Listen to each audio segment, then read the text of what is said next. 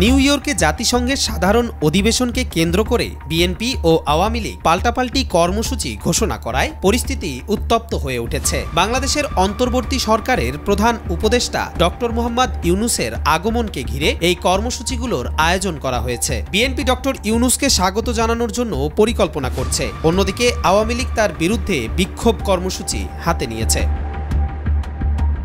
বিএনপির দাবি, তারা আওয়ামী লীগ সরকারের আমলে ঘটে যাওয়া খুন, গুম, নির্যাতন এবং লুটপাটের বিচারের দাবি জানাতে জাতিসংঘের সামনে অবস্থান নেবে। অন্যদিকে আওয়ামী লীগ ডক্টর ইউনূসের সরকারের পদক্ষেপের প্রতিবাদ করতে বিক্ষোভের প্রস্তুতি নিচ্ছে। এই ঘটনাকে ঘিরে উভয় পক্ষের মধ্যে উত্তেজনা বিরাজ করছে।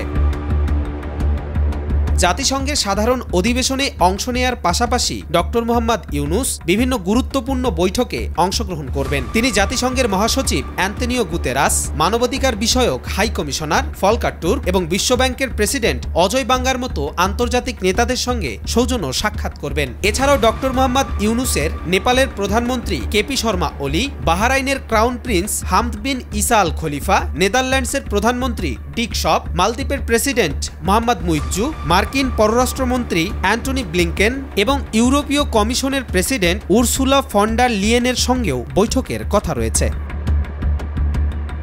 কবির চৌধুরী জয়, মাই টিভি।